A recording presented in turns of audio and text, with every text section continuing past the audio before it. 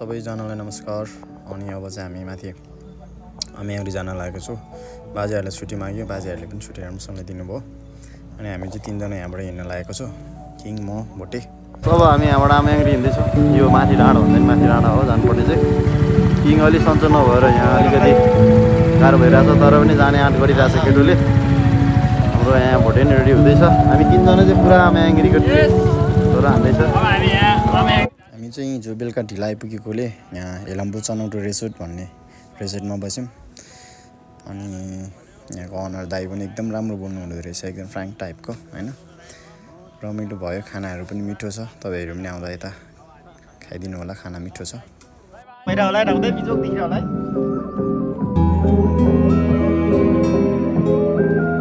अहिले चाहिँ हामी ककनी पुग्यो। ककनीबाट चाहिँ यहाँ माथि डाँडामा देख्ने चाहिँ अम्याङ्ग्री हो, यहाँ पुग्नुपर्छ हामी चाहिँ।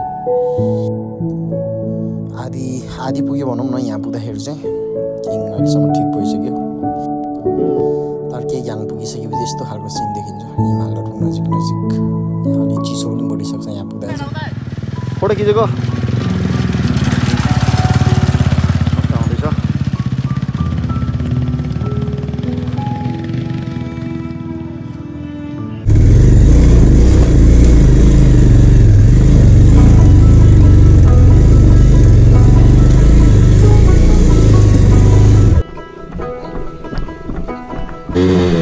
प्लेट जान्छ।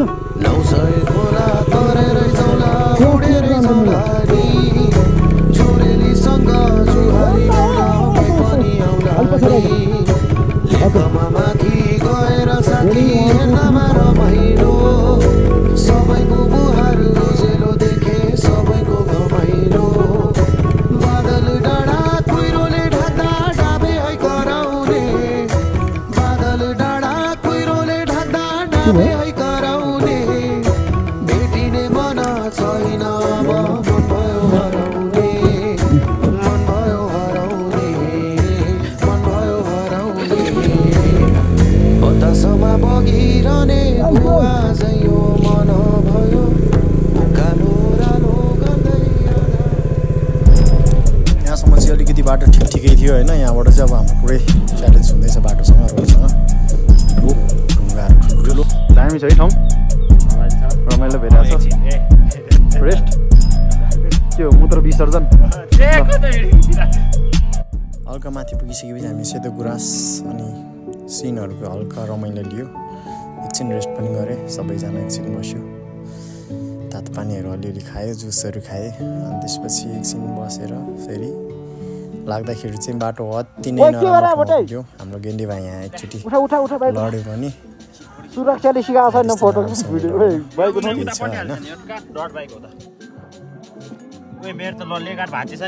त्यसपछि चाहिँ यहाँ बाइक अब सिङ्गल लानु सक्ने कुरा भएन। त्यसपछि सबैजना मिलेर ढेकाल्दै लगे साइडबाट, छेउपट्टिबाट। जसले जे भने पनि पानी पर्दाखेरि चाहिँ अम्याङ्ग्री नजाँदा पनि हुने रहेछ। तलतिर चाहिँ ढुङ्गाको सोलिङ ठुलो छ होइन, त्यही भएर अलिकति गाह्रो त हुन्छ, तर बाइक त लानु सक्छ। माथि पुगिसकेपछि हिलोको बाटो छ, त्यही भएर अति नै धेरै गाह्रो हुन्छ यहाँ चाहिँ। हामीलाई पनि लास्टै गाह्रो भएको थियो, तर 2-3 दिन अगाडि पानी परेको हो, तर पनि अति नै गाह्रो भएको। बाइक चिप्लेर है बल्ल लग्यो तीनजना मिलेर पालो।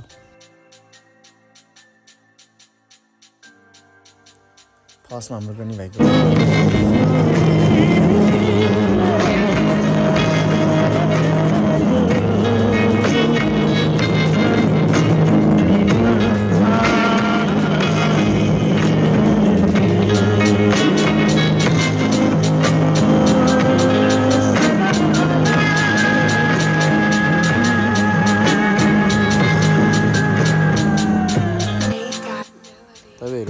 जाने प्लानिङ चाहिँ 2 दिनको लागि बनाउँदा राम्रो। आज बिहानै गयो भने भोलि बेलुका चाहिँ फर्किन सकिन्छ। त्यति गऱ्यो भने, त्यति टाइम लियो भने चाहिँ सजिलो पनि हुन्छ। त्यसपछि मेरो बाइक लिन गयो, हाम्रो फ्रेन्डको चाहिँ बाइक माथि पुऱ्यो।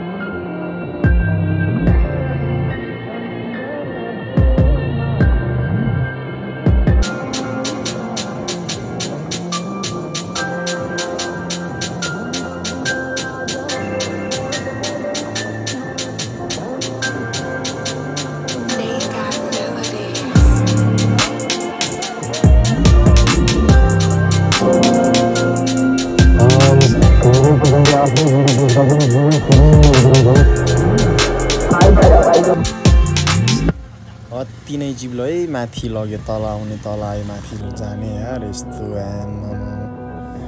तर पनि हिम्मत चाहिँ हार्नु हुँदैन केटाले हिम्मत पनि हारेन गयो जबरजस्ती हिलोबाट चाहिँ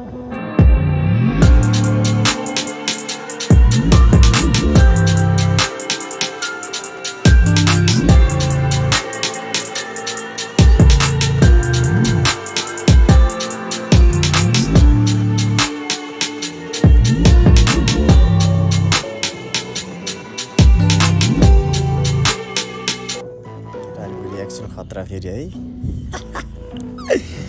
यो ठ्याक्कै यो हिलो कट्ने बित्तिकै चाहिँ हामी आमा याङ्ग्रीको बेस क्याम्पमा पुग्छौँ त्यहाँ पुग्ने बित्तिकै किङ एकदम खुसी होइन हिमाल पनि नजिक त्यसपछि किङले एक राउन्डमा बाइक घुमाइदिइहाल्यो खुसी भएर सोचेको कुरा कम्प्लिट गर्यो केटाहरूले जे होस् तर यहाँबाट चाहिँ हिँड्नुपर्ने रहेछ बाइक यहाँ राखेर हिँड्नुपर्ने रहेछ अनि बाइक यहाँ पार्क गऱ्यो त्यसपछि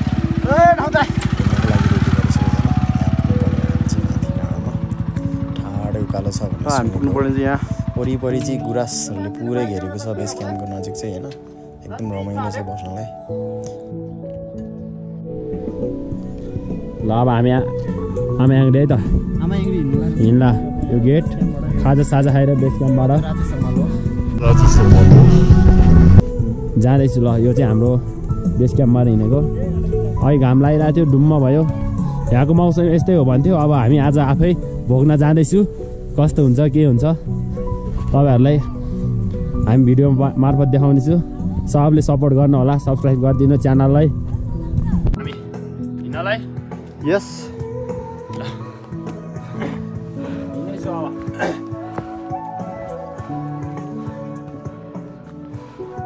कति घण्टा लाग्छ हामी कति बजी हिँड्नु चाहिँ यहाँबाट टिङ भइसक्यो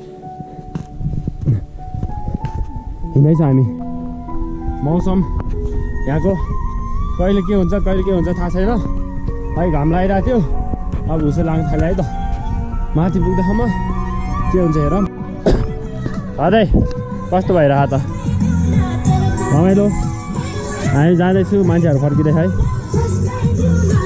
बादल लाग्न थालिसक्यो यता अगाडि होइन किङ्यो हिजो बिरामी भयो रातभरि आज हिँड्दैछ ठीक भाइ हामी हस् धन्यवाद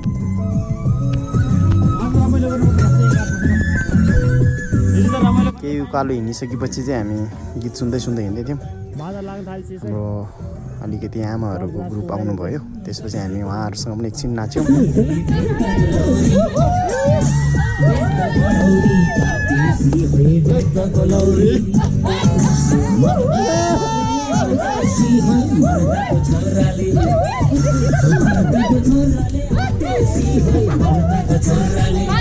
बाई बाई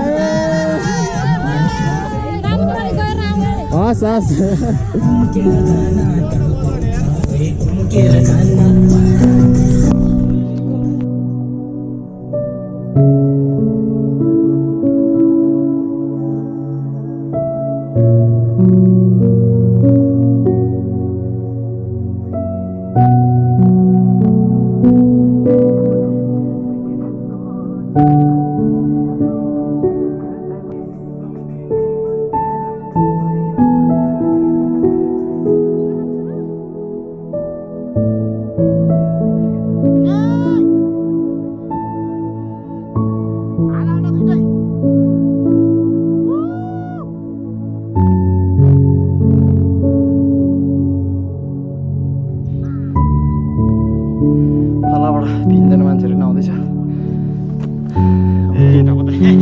अगाडि किन्ने अलि अगाडि गयो होला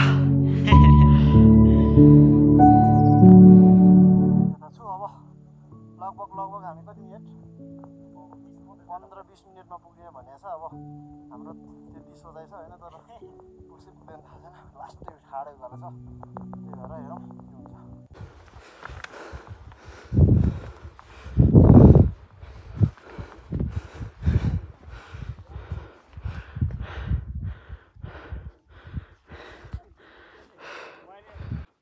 हुन्छ देउराली भयो यहाँ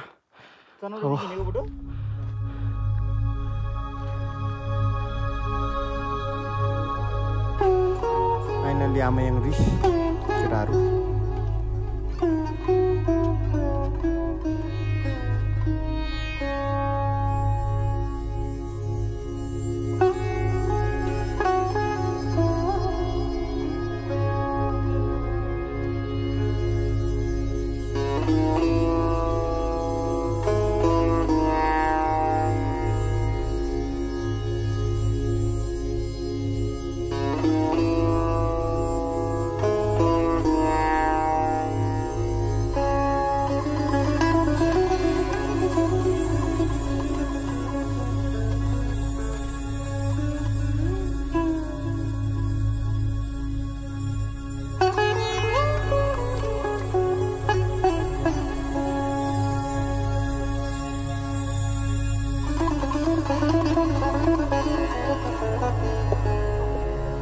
पनि दर्शन गरियो अनि त्यसपछि चाहिँ हामी खाजा खानातिर लाग्यो फोटोसुट खिच्नलाई छेउमा।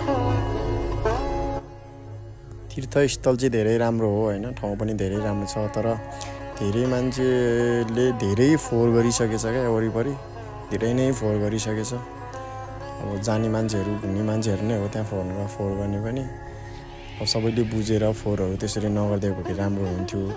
तीर्थस्थल हो, सबैले घुम्नुपर्ने ठाउँ, घुमिरहेको ठाउँ हो, सबैले त्यसरी फोहोर चाहिँ नगरिदिनु।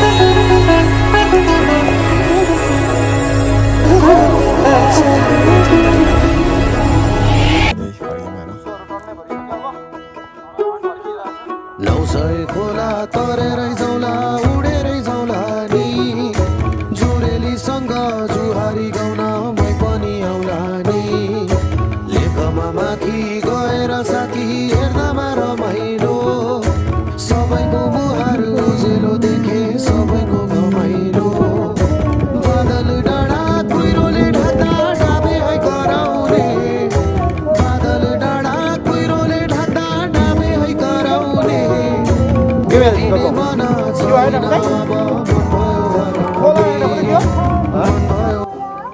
केटाहरू हिँड्नु सकेन, माथि छ। म चाहिँ तल गएर सामानहरू रेडी गर्दै गरौँ भनेर अलि छिटो हिँडेको। बेलुका फेरि पुग्नुपर्छ भने चाहिँ यार अझ हेरौँ के हुन्छ। तर बाजेलाई फोन गर्नुपर्छ।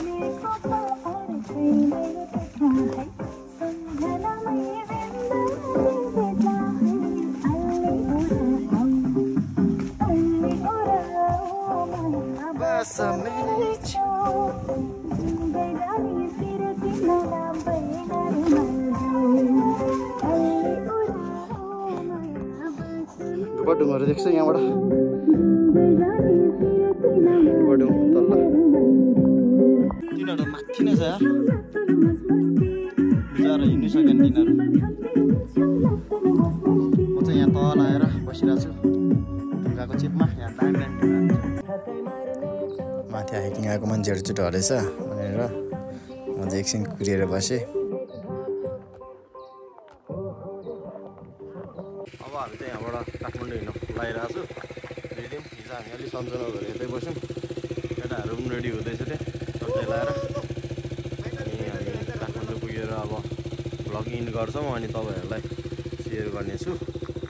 Thank you so much video हेरिदिनु भएकोमा।